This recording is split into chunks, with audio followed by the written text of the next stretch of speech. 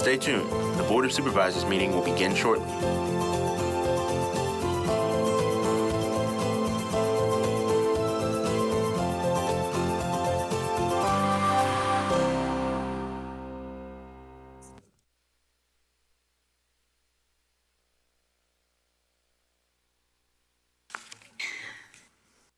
You all ready? Call this meeting of the James City County Board of Supervisors to order. Would we have the roll call, please? Mr. Hippel? Here. Mr. Hippel represents the Powhatan District and is vice chair to the board. Ms. Sadler? Here. Ms. Sadler represents the Stonehouse District. Ms. Larson? Here. Ms. Larson represents the Berkeley District. Mr. McGlennon? Here. Mr. McGlennon represents the Roberts District. Mr. Eisenhower? Here. Mr. Eisenhower represents the Jamestown District and is chair of the board. Sitting to my left is Adam Kinsman, County Attorney, and I'm Scott Stevens, County Administrator, and it's my pleasure to be clerk to the board. Okay. Every meeting we begin with a moment of silence and the Pledge of Allegiance. This evening, our intended pledge leader is not able to make it because of illness, so we have had someone to fill in, and I will let Adler do the honor, since it's, I believe, your district up there where you reside. That's right. Well, Boy Scouts are always prepared. So we appreciate you pinch hitting for us tonight. We have the Scout BSA Troop 414 from Norge, led by one of our former Planning Commission members, Mr. Heath Richardson. So if you gentlemen would come on up, and after a moment of silence, please lead us in the Pledge of Allegiance.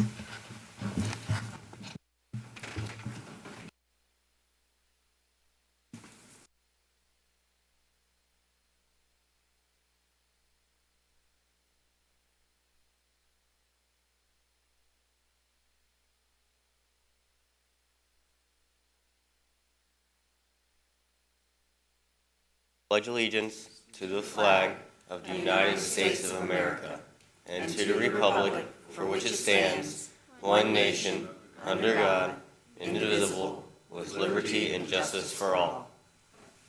Thank you, gentlemen.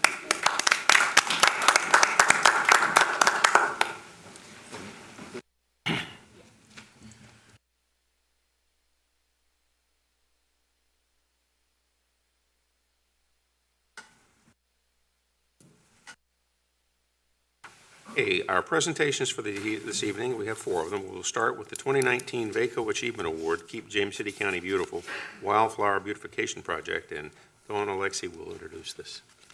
Dawn, thank you. Good evening.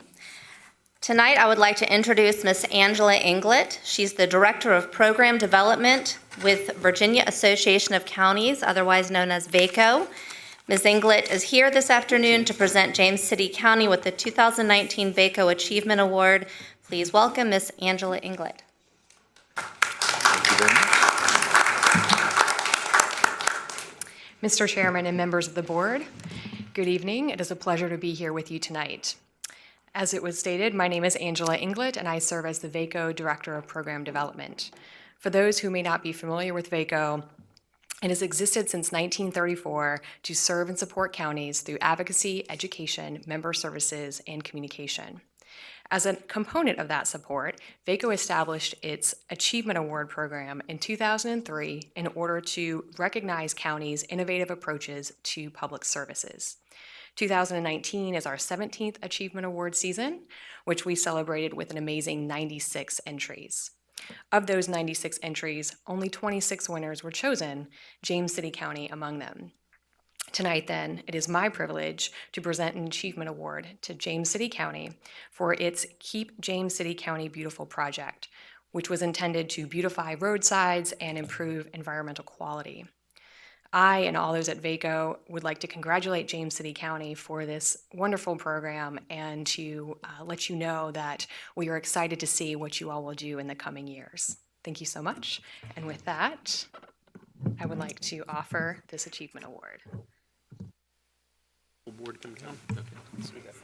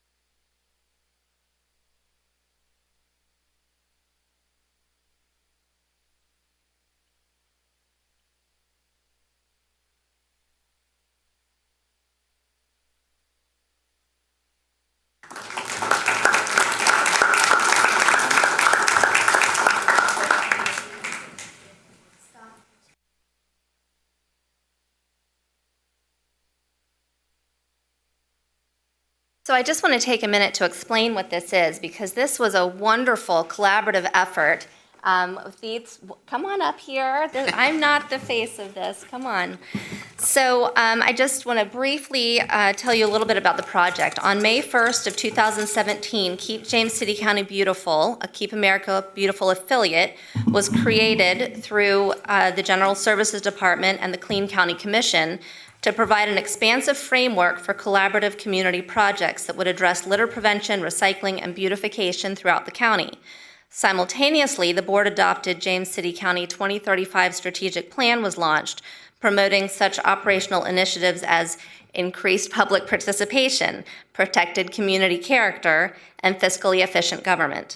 So through a series of stakeholder meetings, the beautification of our roadsides, reducing grounds maintenance, and addressing problems associated with the accumulation of litter were identified as high priority.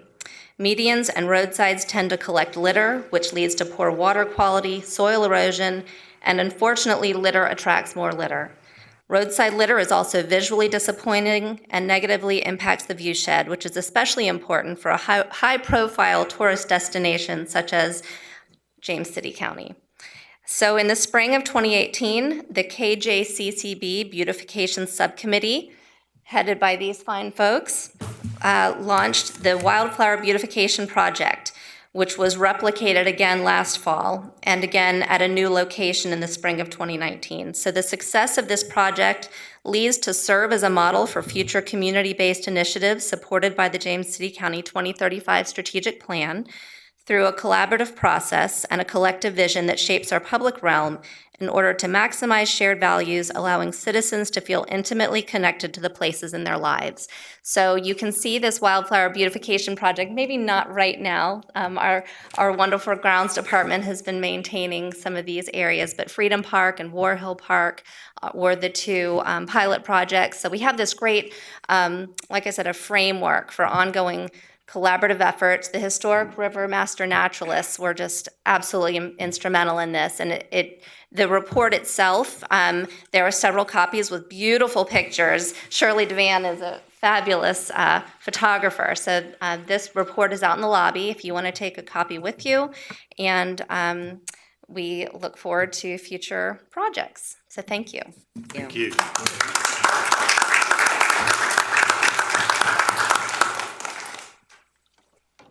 And although the board was up here receiving this award, it's really an award for our community and our citizens and our staff. And I really appreciate all the work that has gone into making this happen from the folks who live and work here in James City County. Our next one is Home Repair Blitz. And I'm going to bypass Michael on this and go straight to Janet Green. Janet, do you want to come up? And Janet is the Executive Director of Habitat for Humanity of the Peninsula and Greater Williamsburg. Thank you, and it's good to see you all again since I saw most of you just a couple days ago on Saturday. And there are pictures. Saturday, September 7th, was our first ever large-scale home repair blitz that we did in partnership with Housing Partnerships and the United Way, and certainly the county. We had 17 team leaders work on 17 different homes this past Saturday, comprised with about 160 volunteers. We are actually down on volunteers because the military is usually so helpful with us, but they were called to help with Hurricane Dorian and evacuations.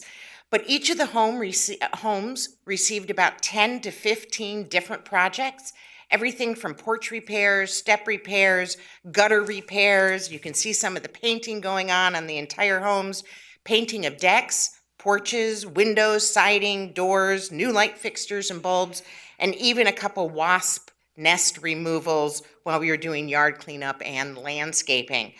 So approximately 7.5 hours for these 160 volunteers comprised 1,200 volunteer hours. And this was a recommendation from the James City County Workforce Housing Task Force, and we were so pleased that even with a hurricane the day before, it went off without a hitch. I do want to talk briefly about this house that you're seeing that Supervisor Hipple was the team leader of. It's 220 Walker. We were hoping that Iris Pittman might be here, but I wanted to just give a quick backstory on the house that you worked on. It's a unique situation that Mrs. Iris Pittman's daughter, April, was in a horrific accident in 1996 when she was just 17 and 29 weeks pregnant.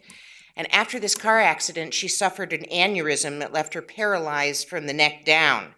She then could not live in her rental home of Iris Pittman, her mom, and her kids, so she started living at the Ruxton Nursing Home, where she met Jim Carson, a local Williamsburg resident who thought, what is this young lady doing living in a nursing home?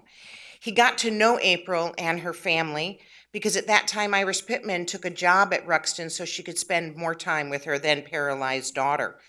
Jim was determined to get April home and started a group called Friends of April. Some of those parents also worked at Walsingham Academy and had students at Walsingham, and they got involved, and together with Habitat, we raised all of the funds to build a home on land donated by James City County, and that's 220 Walker. The home was approximately, or is, 1,400 square feet with 4 bedrooms, 2 bathrooms. One of the bathrooms is fully accessible with a roll-in shower. You notice that it had 2 wheelchair ramps. There's one on the front, and there's one on the side of the home, plus other features to make the home fully accessible to April. We dedicated and sold this home in 2007, so now 12 years later, you did a lot of the fixing up that you see right there. This was the home that Supervisor Hippel and team worked on, and your team had 4 of the Board of Supervisors, plus County Administrator Stevens, and in addition, we had 4 other James City County staff who were team leaders, and about 10 JCC staff who were volunteers, including almost the entire housing unit. So we had a great day. It was safe, it was productive, and I do want to take a moment to thank our leader, Craig Meadows, a Williamsburg resident who's our construction supervisor. And next to him is not a stranger to anybody. She was with James City County Community Development, but now Roberta Suloff, we have hired her to help Habitat find more land so we can build more homes for families with low income here in the county. I'm happy to take any questions, but thank you for your support.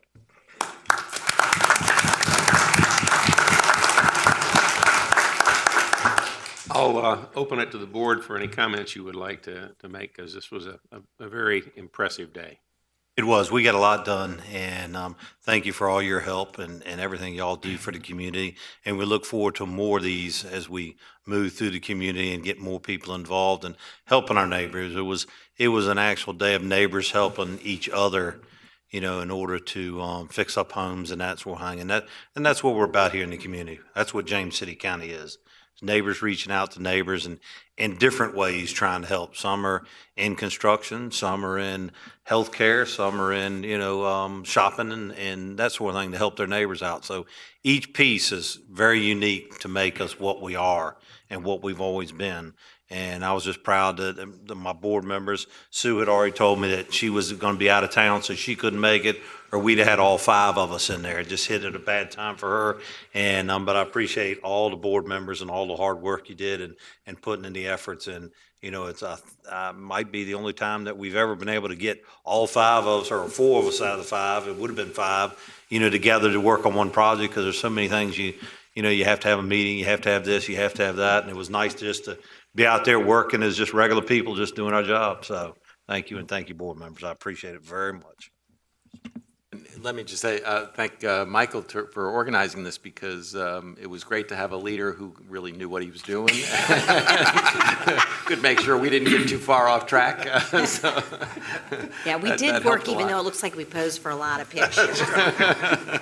So. I was going to say, Michael, you just really took a very big risk on this, though, when you handed me a paintbrush. That's right. And that was dangerous. But and Janet, thank you very much. I got to tell you, I did not realize that you were down on volunteers, because when I showed up, I couldn't find a place to park. I mean, the place was packed. It was completely packed. So my compliments to getting all those volunteers out, and it's a wonderful job. Thank you. And Mr. Chairman, what a nice thought that this was a Habitat house to begin with, yeah. and this is just an indication of the long-lasting impact that it has on the community. And I also want to add, too, we had a planning, Paul Holt. He was out there with his wife in the ditches with us, and I our county administrator, Mr. Stevens. He was out there with Monica helping us, and, you know, and it worked in fact, we were working so well together that we were able to take 4 members that we were going to have on our team and put them on another team to help out another team that needed some extra people. So hats off to y'all. Y'all did a wonderful job and appreciate it very much. Keep my resume on I file. will. Thank you. Thank you very much. Thank you, Thank Janet. you. Okay, our next presentation is the Clean County Commission Annual Report. Peg Borman, please.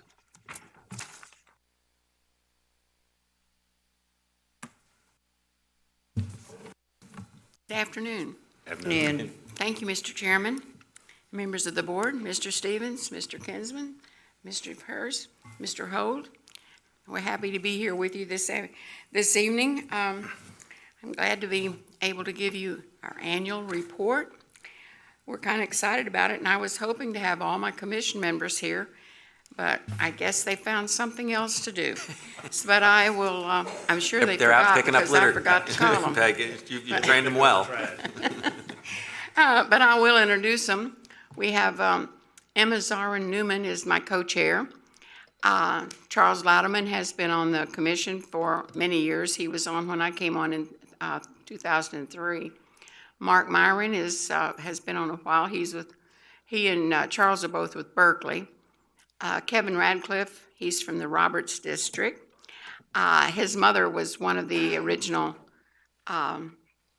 commissioners, or at least one of the original organizational people, EULA.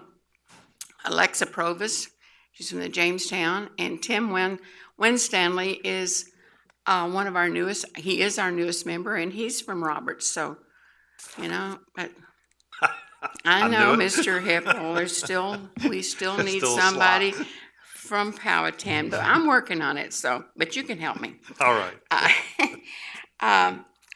We have had a busy and productive year, but I still don't feel like we've accomplished as much as I would like to accomplish, but we're going to keep trying. In the fall of 2018, we had the Good Neighbor Environmental Grant, and those projects included the neighborhood litter and debris cleanups, walking trail improvements, entryway landscaping, and general beautification of common areas with using sustainable plants and erosion control measures. And with that group was Berkeley's Green, Kings Point, Seasons Trace, Stonehouse, there's Green Springs West, Jamestown 607, and Liberty Crossing. The 5th Annual Litter and Recycling Expo at Jolly Pond Convenience Center in November was our most successful one, and I think it was due to the target audience that we had. People were coming out to bring their recycling and their trash and all that, and then they wanted to know what in the heck we were doing out there, so we had a captive audience at that point. We added an addition that we made this year to the recycling opportunities was paint, latex paint reclaiming. We had a group from CVEC, don't ask me what that means, but I can't remember. They came to recycle latex paint. We also had Goodwill there to get and Restore to pick up household recyclable items. We also provided opportunities to for them to, you know, make themselves known and available for other opportunities for them to pick up for the citizens. We were real happy to have the police presence there to help us educate the citizens with the importance of covering the loads and our zero tolerance for litter. And thank you, Chief Brad. We're so happy to have had them with us. Our community outreach and education was a collaboration with our local schools, for one thing. James River SHIP program and the PTA after-school clubs. Earth Day celebration at Norwich is very well done. Williamsburg, James City County third graders was given the Green Learning Guide with the teachers guide to go with it, and that was from askhrgreen.org. And I think it's going to be implemented a little more this year, hopefully. We partnered with William & Mary on various outreach and sustainability initiatives. James River Fest was held at Jamestown Beach. We did other regional askhrgreenorganization.org events. We helped with the Fido Fest at Jamestown Beach. The Virginia Recycling Association Conference was held in Glen Allen. We attended the Williamsburg Area Garden Club's Arbor Day event that was held at the Freight Shed in Yorktown this year. We participated in the Abram Frink Block Party in the Grove area. We kind of got rained out on the spring cleanup picnic, so we combined it with the Will Barnes Day Volunteer Appreciation Event, and we held that on June the 1st at Veterans Park. And as a little added fun thing, we had Robert Hodge from WMBG there. Our quarterly business forum, we hosted the third quarter with the presentation by Chief Brad Reinheimer. Thank you, sir. He did the James City County Zero Tolerance for Litter policy. And David Nice Builders was a recipient of that. The fourth quarter was Owens, Illinois. The first quarter was Williamsburg National Golf Course. And the second quarter was Kissiak Golf Course. We have the Adopt a Spot program. There's currently now 8 active groups. James City Ruitans have one on Centerville. Anheuser-Busch takes care of the Capitol Trail out by Jamestown High School. Ball Metal on Endeavor down in Grove. Williamsburg Plantation is on Long Hill Road. And the Boy Scout troop that's here tonight, they're doing a great job at the Croker Road commuter lot. We have 3 areas in Stonehouse. They call it Preservation at Stonehouse. War Hill High School Sports Complex, and Print Pack at Mount McClaw Circle. And as I said, we have the county-wide spring cleanup. This was the 41st year that we've done this. And we were down quite a bit in figures this year, but it didn't dampen our spirit. And we were happy to have Mr. Hipple come out with us in the rain. I think he's up there getting wet with us somewhere.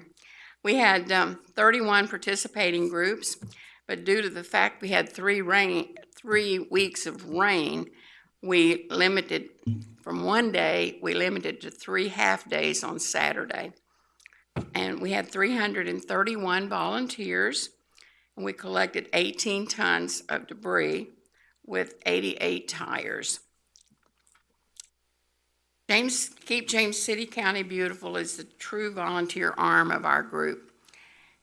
We have an ongoing volunteer recruitment campaign that aligns with the county's strategic plan, and we're trying to increase more public participation. The highlight that we kind of have for each year with this is we do the litter index with 50 stretches of the James City roadways. You'll be happy about this, Miss Sadler. The most litter observed this time was the Powhatan District. I'm sorry. All my fussing's paying off. Need a member on that committee. That's right. We're working at it.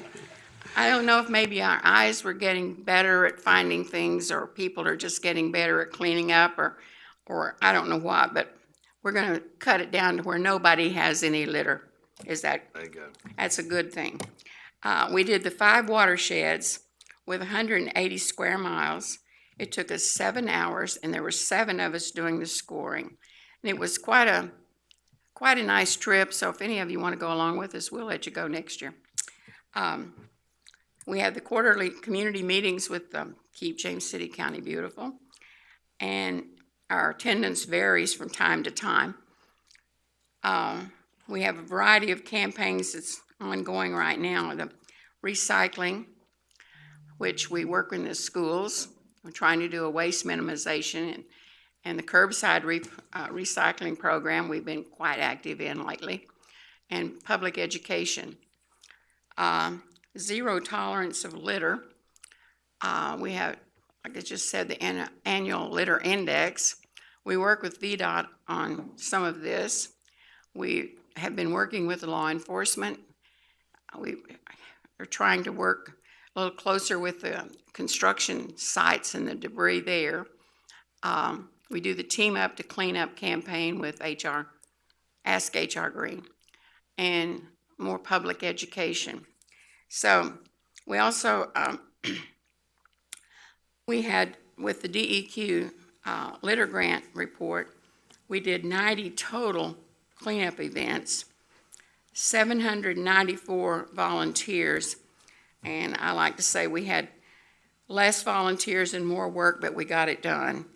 1,929 cubic yards of litter.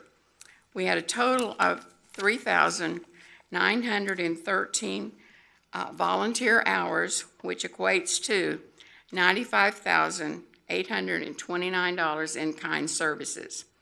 We did overall a group presentations and static displays of 56 of those.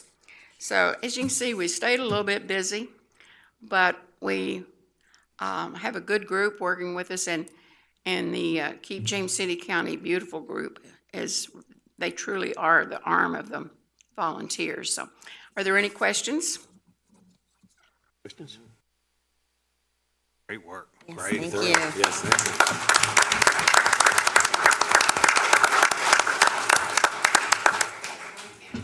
you. Invite each and every one of you out on November the 9th at 11 o'clock. We're having our next Litter Expo at Jolly Pond Convenience Center, and hoping that we will have the same recycling opportunities and maybe a couple more. So thank you very much. Thank you. Thank you, Ms. Palmer. And I just want to say along those lines of Keep James City County Beautiful, one of the big campaigns that a lot of citizens are excited about right now is no straws, straw-free restaurants. And so we have lots of handouts. Yes, Peg gave you each a gift. Be sure to reuse your straw. And there are some materials in the lobby if anyone's interested in helping restaurants get online. This is something that a lot of citizens are excited about. So just want to let you know that that's what's going on in our community. Thank you. Thank you. Okay, our next presentation is Fall Prevention Awareness Week 2019 designation, and Rebecca Vinroot and Chief Ash are going to make the presentation. Hello.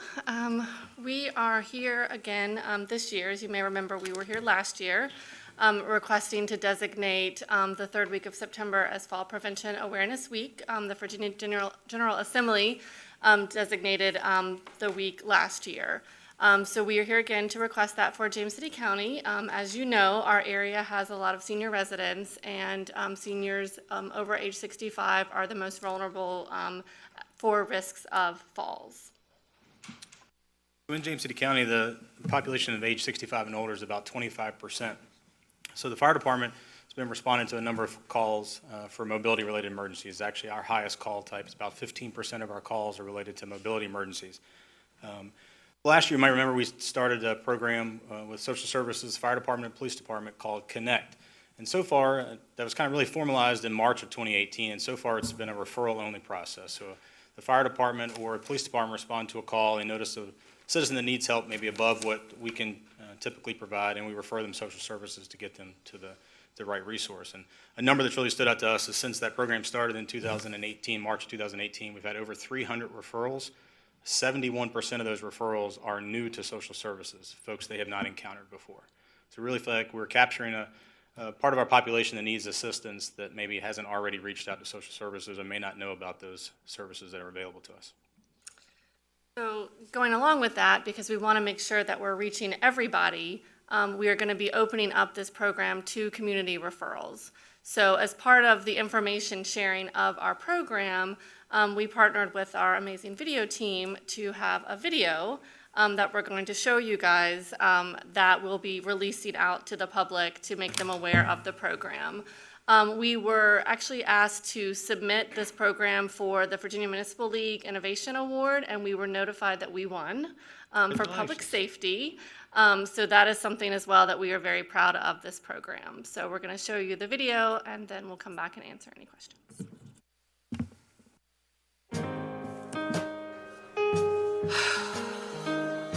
Mom, we need to talk about what happened last night. This is the third time you've called 911 in a month when you've fallen. We really need to talk about doing something different. But why? I just call 911 and they come right away and help me with whatever I need. And they are here to help, but we really need to talk about something different. I can't always be here. Maybe we can call social services and get them to think about some other things that we can do differently. Social services? I don't think I need that kind of help. Well, they have a really unique program that I think could help. The Connect program is a multidisciplinary team where essentially we are receiving referrals from the fire and police department here at Social Services to assist senior citizens in our community access resources that are available to them to help them age in place not only successfully but safely. Our call volume increases every year, and we noticed when we were actually started diving down into the numbers, we noticed that we saw a large increase that seemed a little bit more disproportionate. We have seen individuals call 911 3 times a month and sometimes even 10 times a month. But the goal is to not only get them the services that they need, but also for them to feel like they don't have to call 911 because they're getting those services tailored around those needs. We had a number of patients that we realized needed assistance, and they were calling us, but we weren't the right assistance. We may see the typical fall victim or a lift assistance, but it may be someone's having trouble breathing, their blood sugar is low. Do they have a mix-up with their medications? Do they not understand how diabetes works? We get a lot of welfare checks, cluttered homes, maybe hoarding situations. We notice that sometimes there's not appropriate amounts of food in the residence, or the residence just seems a little unkept. We do get a lot of people sometimes that just call just because they don't have anyone to talk to. We go out and meet with the individual and the family, talk to them a little bit about what services that they're looking for, what issues are present that they need some help resolving. We recognize they need more assistance than just what we're there for, treating the emergency. They may need some long-term assistance for some kind of other type of care to help them not have to call 911 again. It makes them feel like there are people out there that really do care about them because we're providing them with services that they didn't know about, that maybe they were too afraid to reach out to get. Maybe they didn't think that it would that they fit the program or fit different resources that we would be referring them to. And so just letting people know that those resources are available is what Connect's all about.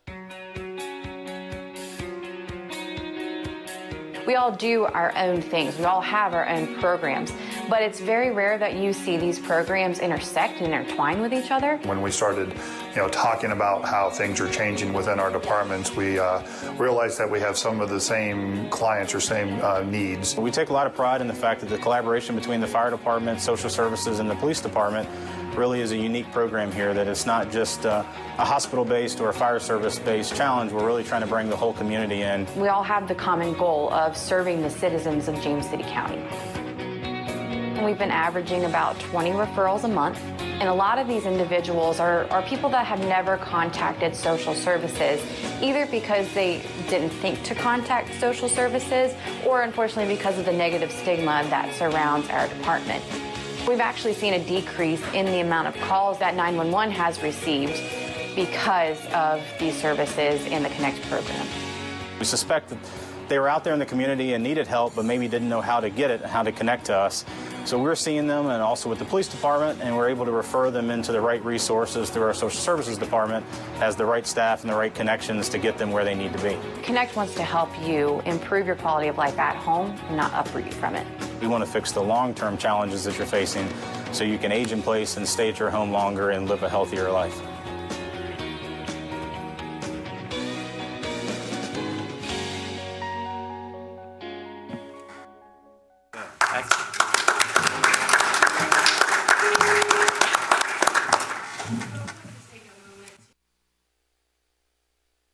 introduce a couple of people who you saw on the video who are here today who really have been instrumental in getting this program off the ground. Ellie Rest, who is with our Social Services Department, is really the linchpin to all of this. She really is the one who meets with the families and really makes all the magic happen. And then Chief Sweet from our Fire EMS Department is here, and they're really the partners in this, as well as Sergeant Leclerc, who represents the police department and comes to all the planning meetings. And as you can see, it really is a team effort to meet the needs of the community. So. I don't have any question. I just wanted to say, we heard about this program last year, and it was very exciting at that time. And I just think this message that you're providing, that the social services that are available in the community are really not so much income-based as the need of a person for social interaction, for somebody to just have an opportunity to check up on, to let them know about opportunities for services that they might not have thought existed. So it really is a great way to connect with the folks in the community, and I'm just so impressed and proud of the innovation that you have had here.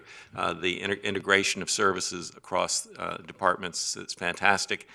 And I also want to say I continue to be just overwhelmingly impressed by our video team and their ability to communicate effectively. So great job all around.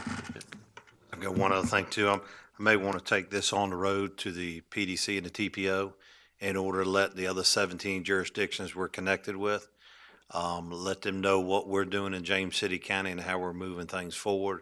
So I might be contacting you or Bob, one of us, and to take this on the road and come to one of our meetings and present it to the other 17 jurisdictions. I think it'd be something well worth hearing for the rest of them, what they can do. And it is very easy to implement. That was one of the questions we had to answer in the award application. And it really just, it's relationships, it's meeting common goals and really just working together. So it's very easy to replicate. You all are going to be recognized out in Roanoke at the VML annual meeting, is that right? Yeah, great. Congratulations. Thank you.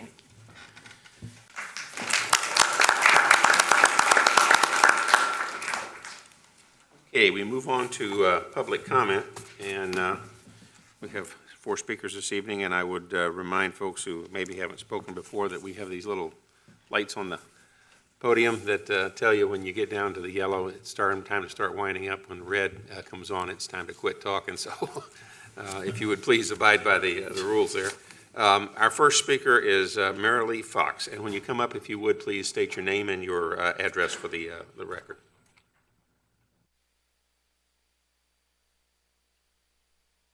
Hello, it's Marilee Fox, Merillee, and Fox like the animal, 5020 River Drive, Lenexa. Don't let that fool you, I'm still in the county even though it's Lenexa. I live in Mr. Hippel's area that he represents, and I've lived there for 35 years. So I have watched the county grow over my lifetime in the county up on the Chickahominy River, specifically Diaskin Creek. If you don't know that creek, it's a small creek that encompasses just a small part of James City County. There might be 11 residents on that creek in James City County. I come today because in my hand I have an accident that occurred in our creek. It is a very small creek, and over my 35 years, I have watched it change from just a few boats to massive boats in the creek, including jet skis, multiple tubers on tubes behind boats, from the most experienced to the most inexperienced, and it's a miracle that we have not had an accident up until just a couple of weeks ago. I will describe to you the conditions of the accident. And I have this from the Department of Game and Inland Fisheries. It was a calm day with waves less than 6 inches. The weather was clear, the wind was light, the air temperature was 90, the water temperature was 85. It was a perfect day on the creek. Until at my neighbor's dock right next door, and I believe he'll be speaking tonight too, there became an accident where 2 people on a tube ran into his dock, and there was injuries. One person went to Centerville. The other person had to be taken to VCU. At any point in time over any weekend, I am afraid to go out on the end of my pier, my own pier. I am afraid to take my kayak out in that creek. There are so many boats, from non-motorized boats to jet skis to multiple people being pulled behind boats on not only skis but wakeboards, tubes, anything you can think of, multiple people on those, and our creek is very narrow. You can have boats up to 65 feet in that creek. It's deep enough for that, and I'm telling you, we have them all the time. There were two investigating officers that worked this accident, Mr. Terrence Jordan and Miss Krista Adams. Miss Adams has been on our creek time and time again giving tickets for people who cannot stay 50 foot away from our piers. And my pier does not stick out very far. But if you're 50 foot away from my pier, you don't have very far on the other side of the creek, which is just marshland, but it is marshland. There are, of course, no passing lanes. There's no speed limits on a body of water. And if you've never driven a boat before, I would introduce to you the idea that there are no brakes on a boat. Again, I say I'm afraid to kayak in the water that sits in front of my own home. I am afraid to swim at the end of my pier because there are so many boats and there is very little room in this twisted small pier, which my neighbor does have. I see the yellow light. My neighbor does have pictures that will depict that for you. I am an experienced driver. Today, this creek challenges me as a person who's had, I am sure, more than 500 hours behind a boat. I would like to know what we could do to resolve this situation. Thank you for your time. Thank you, Ms. Fox. Our next speaker is James Miller.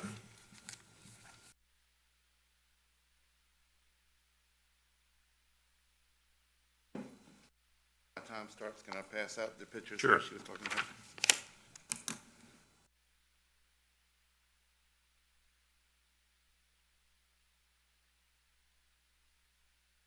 I had this off of Thanks, Mr. Miller.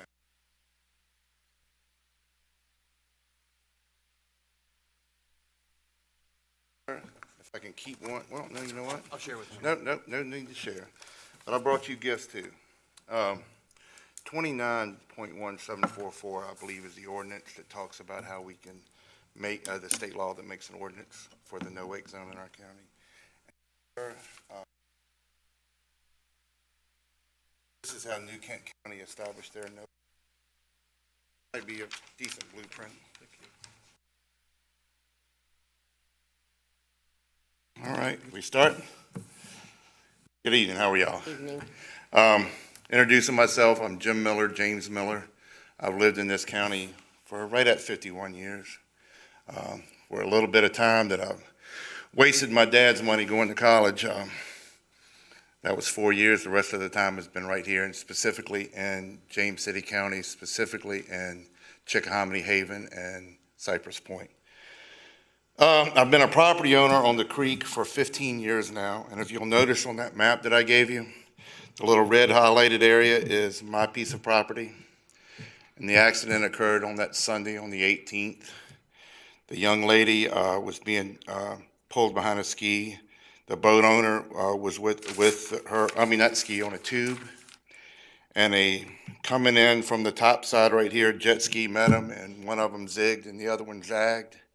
And when he went right, it threw the tube left and threw it right into my boat lift. He had a dislocated shoulder, about 8 inches away from hitting his face right on the big pile. And that's a 40-foot pile. It's not moving. It catapulted her up in the air, and she landed on top of her head on top of my dock. She suffered a compound fracture on C4, and her C3 was broken in 3 places. The neurosurgeon at VCU said if we had moved her by any little bit, that it would have severed her spinal cord and she'd been a quadriplegic right now. So they had to remove C3 completely and put in a titanium metal cage around C4 and then totally replace C3. And now she's in a spinal rehab. She's able to walk, but she has a lot of pain and a lot of weakness on her left side. Again, speaking with what Ms. Fox had to say about this, you can see that the creek is at its narrowest point right around that corner. And if you're going 50 miles an hour, you know, on a jet ski or 70 on some of the faster jet skis, it doesn't take long to cover that ground for those 3 lots right there. What we would propose and ask the county to do for safety reasons is establish a no-wake zone from the largest piece of property on the left-hand side, which happens to be our public civic association property, all the way down to the very last one, if you'll count down 10 lots. All those 10 lots are in James City County. I have seen so many close calls out there. It's just unreal. I really never believed that it was going to be something like this. I always thought it was going to be 2 boats hitting each other in that corner. At low tide, this picture was obviously taken in the winter, but at low tide and then in the summertime when all that vegetation's up, you cannot see around that bend. It's completely blind. So bass tournaments will have 2 or 3 bass guys coming through there, 2 or 3 water skiers. It's just an accident waiting to happen. I kind of would like to use, just metaphorically speaking, if you think about 64, when we designed and engineered that years ago, I'm sure no one envisioned the amount of traffic that we have on it today. And that's why we're expanding it, you know, to 3 and 4 lanes, all the way to 295. Well, we can't expand the creek, you know, but we can do something about the problem. We can slow everybody down. And before we have a fatality, I would really implore you guys to establish a no-wake ordinance, or at least tell me what we have to do to proceed with that. Can you tell me what we need to do next? Mr. Miller, what I'll do is, after the meeting, the county administrator Yes, will reach out to you and talk to you about what we might be able to do. Okay, like I said, I've called the conservators of the conservation officers, and they said, I guess this was the first step. Now I have verbally asked every one of the landowners here their ideas on this, and I have all 10 supporters. And not to make any light of the safety concerns on this, but we have 10 lots there. In the last 10 years, we've had 6 bulkhead failures there. We've got 3 ongoing right now in the state of repair. And the houses have been there since the 60s. The land and the water have been there since God made them. So, you know, a variable that we can't forget about is the amount of boat traffic that is in that creek now. It's just unreal. So thank you for your time. I appreciate everything. Thank you, sir. Yes, sir. Okay, our next speaker is Mr. Jay Everson.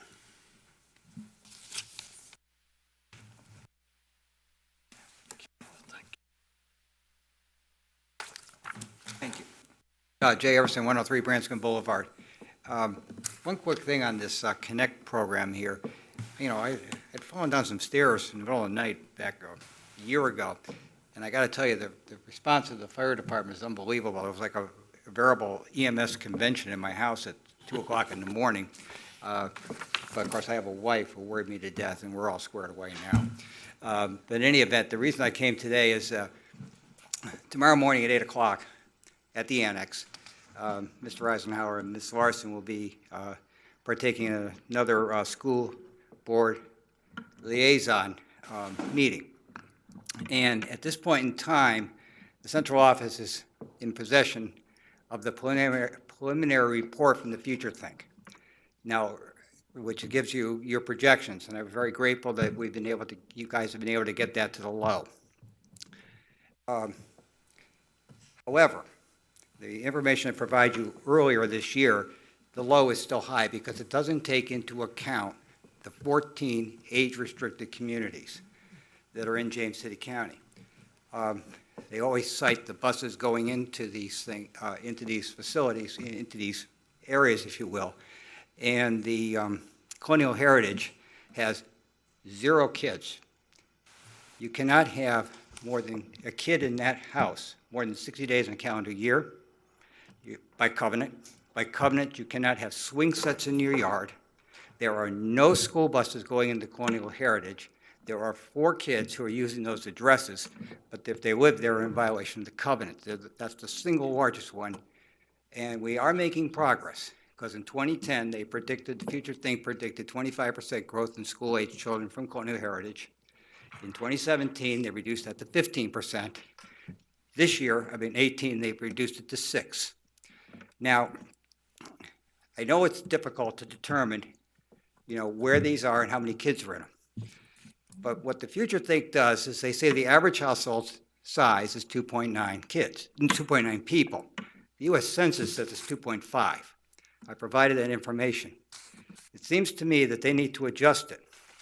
And the reason we need to adjust this is because they're projecting out these students in the elementary schools out 10 years, and including the Bright Beginnings and the 4 classrooms for Head Start, it puts us 37 kids over their identified capacity.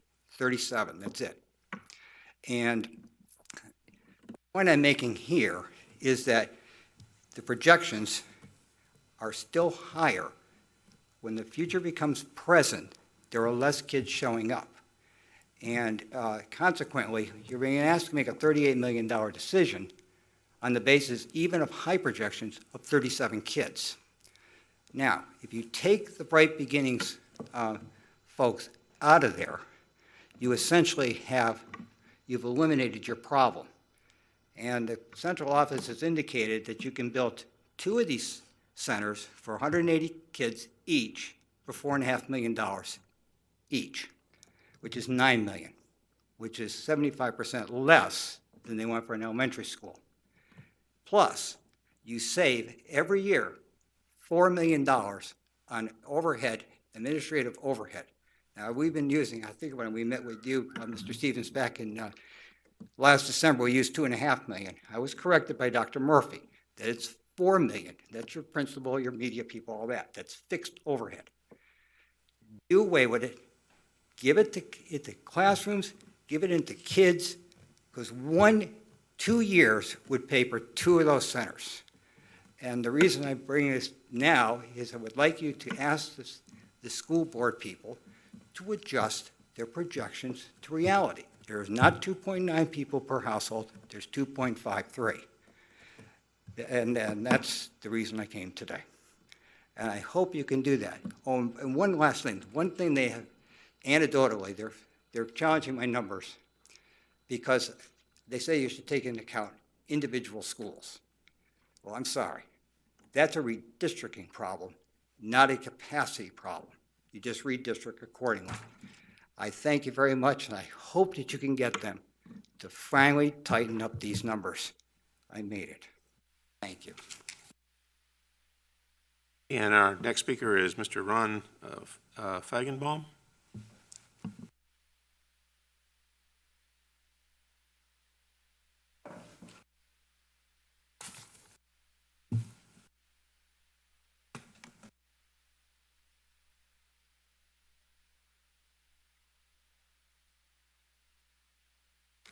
Good evening, supervisors. Good evening, Administrator Stevens and Mr. Kingsman. I am not here to talk about the parking for James City County. The parking from James City County is a global situation. I'm here to talk about restrictive parking for the Powhatan Crossing HOA. Over 10 years ago, the Board of Supervisors added to the ordinances for James City County a regulation that allows the HOAs to restrict parking within their HOA. Again, this has nothing to do with restricting the parking for the entire county. I realize you're investigating that, talking to other counties of what they're doing, but that really doesn't pertain to this particular regulation that gave the HOAs the ability to determine our own parking regulations. Now, I don't believe that the Supervisors would have added this regulation into the ordinances of the county without due deliberation, without discussion and debate, and thinking of the positives and negatives of doing it. And again, this goes back to 2008. And it's not time now to reevaluate if this regulation is valid or not.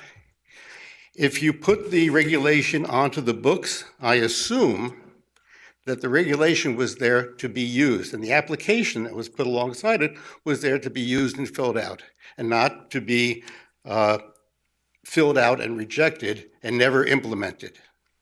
Again, I don't think that was the intent of the supervisors at the time they added it. I don't think it's the intent now. There was another thing. The supervisors 10 years ago or 11 years ago saw to it that there was not a lot of red tape in administrating this regulation. They gave the approval to the administrator. So, Mr. Stevens, you're the end stop for this particular regulation that gives Powhatan Crossing the opportunity to regulate our own parking. Now, the pictures I just passed around, one is from last time when I was here last month, showing a tractor on the street, and the other one was from 2 days ago, showing the tractor moved onto the person's property. Okay? Now, we have filed with our management company to take action, send letters of what is necessary to get the tractor moved off the property, as is part of our covenants. We have no doubt that once the homeowner gets the letter, that the cost is going to be to move it back on the street. And we've played this game off and on, as I said last month, for years. I would like you to act on Powhatan Crossing's application for restrictive parking. This is not a county application for restrictive parking. It is to a limited number of streets within a jurisdiction of the HOA. I would like to see this application approved and be implemented by the time we have a meeting next month, so I don't have to come back and start this all over again. Okay? You put this into the laws of the county for a reason, not to be ignored and not to be rejected. Thank you so very much. Thank you, sir. Okay.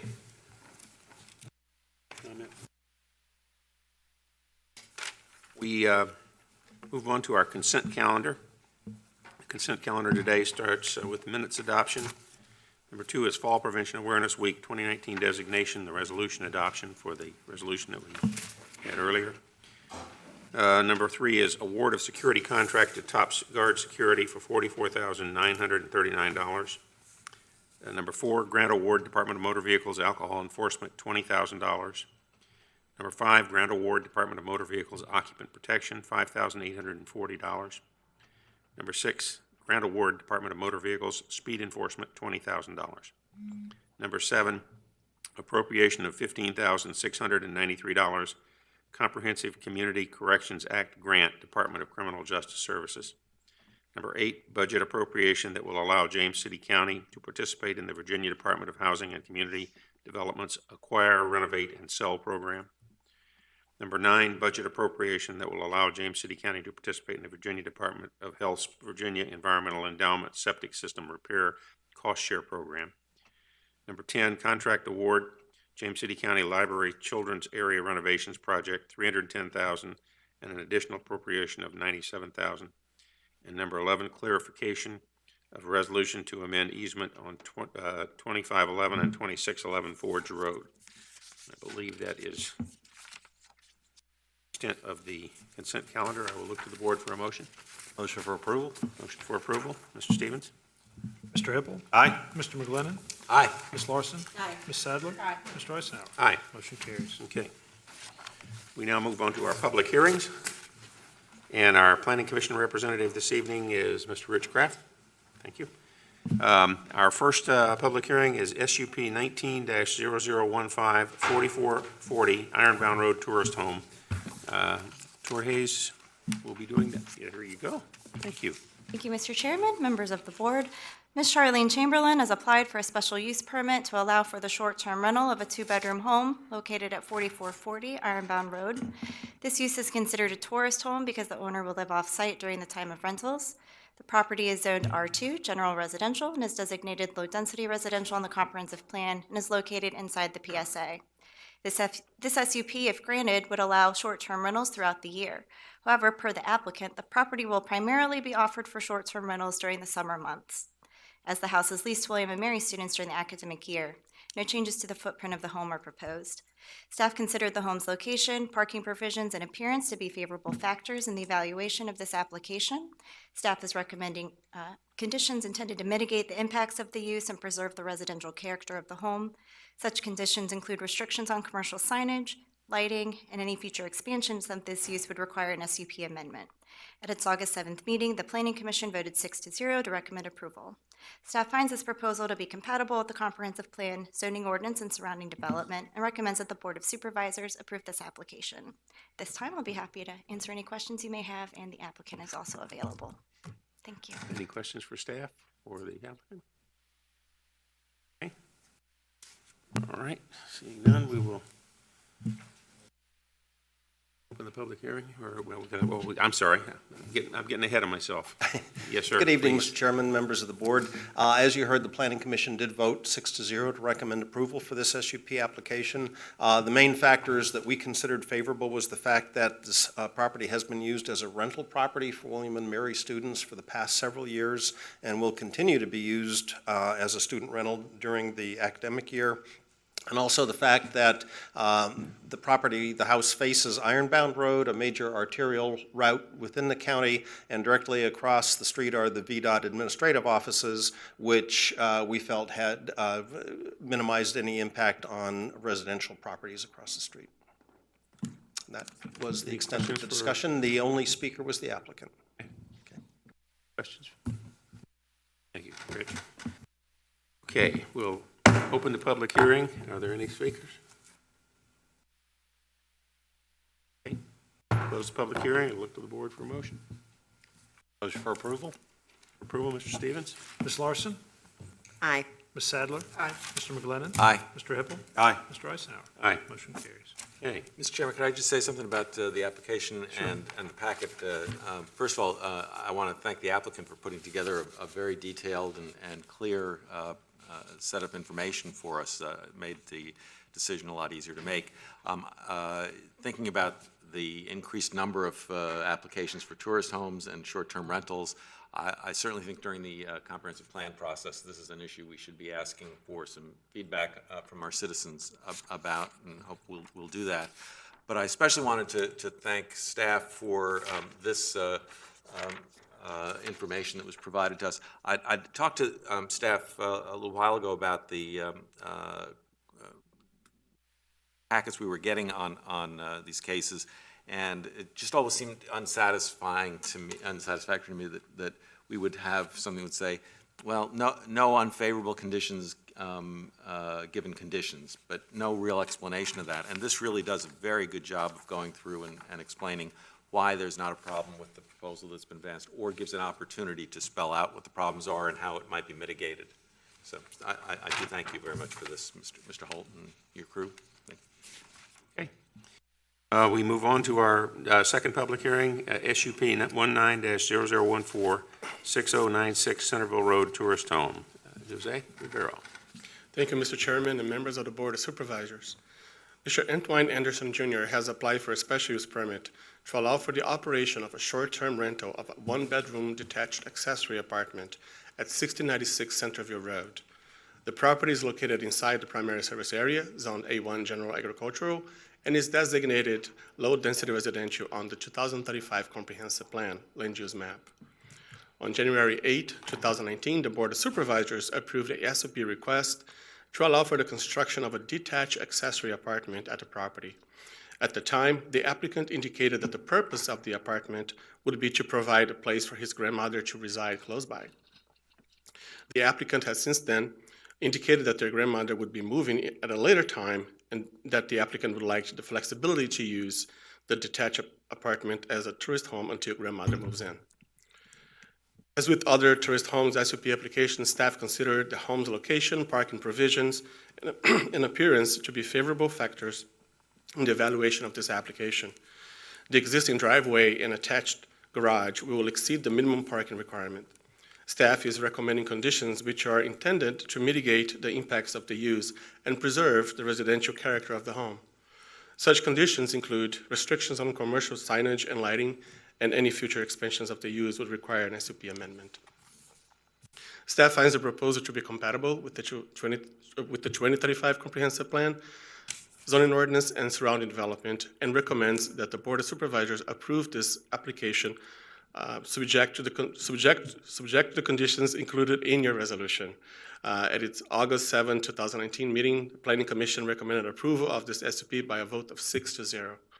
At this time, I'll be happy to answer any questions you may have, and the applicant is also available. Thank you very much. Questions for staff? I guess we now bring staff back up to get the review on the Planning Commission. Chairman. Yes, we also voted 6-0 to recommend approval of this SUP. One of the factors that weighed on that was the fact that there's already an existing SUP for an accessory apartment, and so we felt that this was a natural follow-on use. But tangentially, I wanted to mention, and Dr. McGlennon alluded to that on the last case, during the Planning Commission discussion phase of the meeting, we did talk about the increasing number of SUP applications for tourist homes in residential neighborhoods. And some of the concerns that were voiced by planning commissioners were the fact that since an SUP conveys essentially in perpetuity with the property, regardless of who it's sold to, that what might start out as a benign tourist home use, subsequent owners might not maintain the property. They might allow activities and behaviors on the part of the tenants that would be disruptive to the other neighbors in that residential community, and potentially impact property values, quality of life, and so on. And so during our discussion, we broached the idea of can we look at sunset clauses or some sort of a review process in 2 or 3 years that would allow an application like this just to be reviewed to see what the residential or the neighborhood impacts were.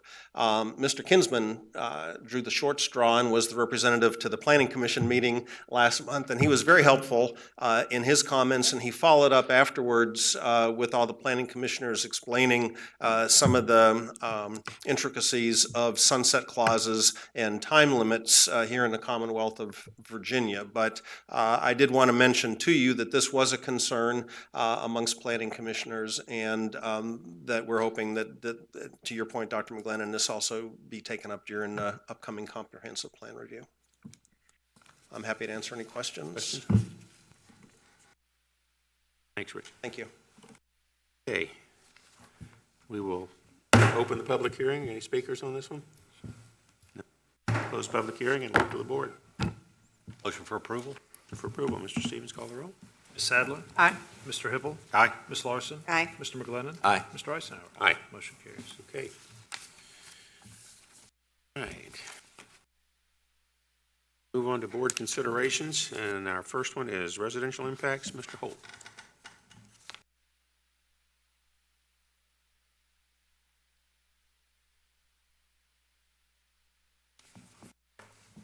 Good evening. Thank you very much, Mr. Chairman and members of the board.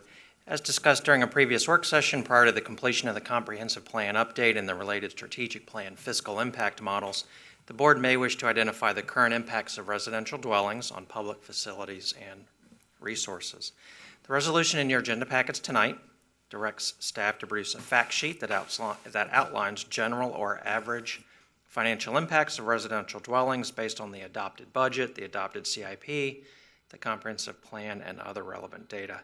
The resolution further notes that the fact sheet should address immediate and long-range fiscal impacts related to the increased use and demand on several categories of public facilities. If adopted, the information and data from this work effort will be used as a baseline material and in support of the comp plan update and those ensuing models. I'd be happy to answer any questions. Any questions for Mr.?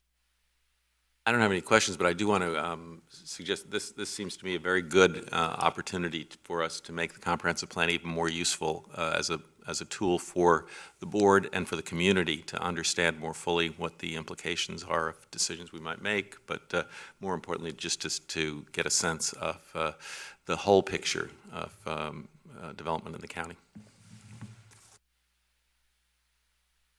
Ready? Further discussion? I'll move the resolution, Mr. Chairman. Mr. Hippel. Aye. Ms. Sadler. Aye. Mr. McGlinnan. Aye. Ms. Larson. Aye. Mr. Eisenhower. Aye. Motion carries. Okay. And then Z 190007, MP 18-0004, Forest Heights Proffer and Master Plan Amendments. Mr. Holt. Thank you very much, Mr. Chairman. The applicant has requested that this proposal be deferred for 4 months while the option of an R3 district is pursued and investigated further. Staff concurs with the applicant's request and recommends the board postpone consideration of this application to the January 2020 board meeting. Which sounds very far off, but we'll be here before we know it. Seems closer every day. It does. How, just a question for you. The initiation of the R3, that process should be complete by December then, if we're going to do it, you Yes, think? sir. Okay. Yes, that's what we're tracking towards. All right, so it's just to give them plenty of time to move it on to make sure that we Correct. get that taken care of. Yes, sir. Okay. Okay. We need a motion to Motion defer. let's have a motion to Move to defer to January 2020. Okay, we have a motion. Mr. McGlinnan. Aye. Mr. Hippel. Aye. Ms. Larson. Aye. Ms. Sadler. Aye. Mr. Eisenhower. Aye. Motion carries. Okay. We are down to board requests and directives, but before we start that, I'm going to read one thing. We have a motion to amend the adopted calendar to have the work session on September 24th begin at 3:30 p.m. for the purpose of a closed session for the discussion of plans related to the security of any governmental facility, building, or structure, or the safety of persons using such facility, building, or structure pursuant to Section 2.23711A19 of the Code of Virginia. So if we could have a motion to amend the calendar for that? Motion. Okay. Ms. Sadler. Aye. Mr. Hippel. Aye. Mr. McGlinnan. Aye. Ms. Larson. Aye. Mr. Eisenhower. Aye. Motion carries. Okay. Board requests and directives. Most of mine was covered tonight, so I'm clear. Next. Thank you. Mr. Stevens, you and I have been talking about the Powhatan Crossing situation, but I hope we can get to a resolution on that sooner rather than later and keep the homeowners. It's a very frustrating situation. And my colleague also pointed out that the trailer does not have a current inspection sticker. It's not that that's our job, but just saying, exactly.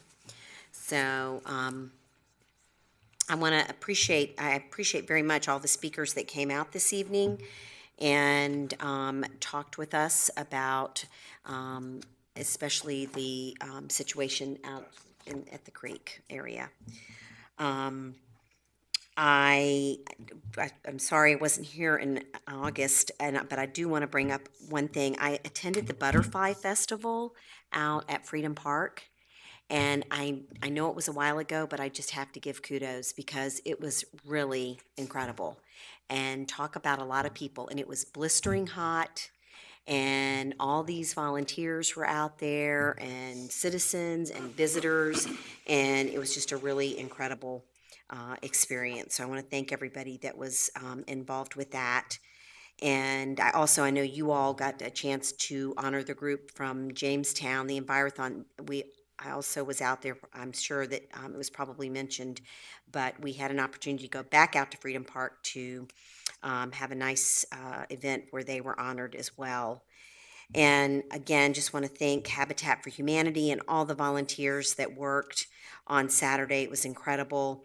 And you just never know what their backstory is. And we're so often so quick to judge people, and you don't know what they've been through, and you don't know how a small thing that you can do can help somebody. And so I just appreciate everybody that went out there, and of course you and your incredible, your people that work for you and your sons. That was really neat that they came out to help you. And I think that's it. And congratulations on the Connect. That is so important. And that's another one. I just want to reiterate what Rebecca said. It is not an income issue. It might have been, sorry, it might have been Supervisor McGlinnan too that said that as well. I know that I've called Rebecca a few times, then people have reached out to me, concern over neighbors that live in a variety of neighborhoods in our community. I think sometimes we think just because somebody has a certain address, they're not impacted by bigger picture items, and it certainly does. And so I just am so appreciative of this really incredible program. And I urge anybody to please reach out if you think you or a family member needs assistance. Thank you. I just wanted to thank again the Boy Scout Troop 414 for being here this evening. They were here to work on their citizenship community merit badge. So we were fortunate that they were able to be prepared and step up and help us with our pledge. So I wanted to give them a shout out and thank them for stepping up. Also, I'd like to invite everyone to Station 1, Forge Road, tomorrow evening at 7 p.m. for the 9/11 ceremony that is held out there each year. It's a very amazing event that the Scouts put on and the community, and it's very important that we never forget. So I would encourage everyone to try to come out. The parking is premium, so you might want to get there a couple minutes early if you plan on attending. I was able, now that I've got kids back in school, I've been going to school orientations and open houses, and it's been fun visiting some of our local elementary and middle schools. Don't have one in high school yet, so I haven't been out there lately, but it's been a lot of fun watching them get situated and seeing the wonderful staff that's on board at our schools that look out for our young people. So thank you to all of them. And was able to attend an event that Williamsburg Realty held the other night. They're celebrating 5 years of very successful business here in the area, so shout out to them for their celebration of being very successful here. So kudos to them, and I think that is all I have for now. Thank you. I think I've had an opportunity to shout my stuff out earlier in the meeting, so I'll just pass on this. Thank you. I will only cover one thing. We had several meetings with Mr. Stevens, myself, and different groups. We met with our local legislators dealing with some of the Jolly Pond Road issues, but we also had an opportunity to meet with Congresswoman Luria, and it was a follow-on. We previously have met with Congressman Whitman, so we've had that opportunity to have our congressional candidates, our congressional representatives come by and talk to us about things that they might be able to do to help James City County, which is nice, and we've had a good conversation and highlighted several areas that we may be looking for some assistance from them in the future. I will tell you, I'm going to one tomorrow, but mine is at the other end of the clock, 7 a.m. I'm going to be down with the firefighters at their headquarters. Rather do PM, yeah. Sir. And since I've got to do that and then go to the school liaison at 8 o'clock, but I will tell you that it's always humbling when you're around our first responders, when you think about what those people do for us and what they did for us on that day many years ago. So it's my pleasure to be able to go down and to be with them tomorrow. At this point, we will go to the reports of the county administrator. Yes, sir. Just a few things to share with you. I do want to mention Social Services is offering a foster and adoptive parent orientation on September 26th from 6 to 7:30 at the James City County Human Services Center on 5249 Old Town Road. The need is real in our community, so I would encourage anybody that's on the edge about, is that a good thing for them to consider or not, to come out and learn more about what it does entail and what's required. Again, September 26th, 6 to 7:30 at our Human Services Center on Old Town Road. The second item I'd like to share is it is National Preparedness Month, and each September we promote family and community disaster and emergency planning. We've just had a test of that fortunately we didn't have to put into practice as a county or as individuals. James City County Emergency Manager Sarah Rutt recently joined our podcast to discuss national preparedness and what you need to do as a family to be prepared. And so I would encourage residents to listen in and learn how to be better prepared in terms of disaster. And you can find the podcast at the bottom of our website at James City County VA. And I would encourage folks to go out and listen to that. And Mr. Chairman, that's all I have this evening. Okay, thank you. We have a closed session this evening, and I will ask for a motion to enter closed session for the following. Discussion or consideration of the acquisition of real property for a public purpose where discussion in an open meeting would adversely affect the bargaining position or negotiating strategy of the public body pursuant to Section 2.23711A3 of the Code of Virginia. Consideration of the appointment and performance of individuals to county boards and/or commissions pursuant to Section 2.23711A1 of the Code of Virginia, specifically Social Services Advisory Board appointment, Stormwater Program Advisory Committee appointment, and Economic Development Authority appointment. And finally, consideration of a personnel matter evaluation of the county administrator pursuant to Section 2.23711A1 of the Code of Virginia. So move. Motion? Mr. Hippel? Aye. Ms. Larson? Aye. Ms. Sadler? Aye. Mr. McGlinnan? Aye. Mr. Eisenhower? Aye.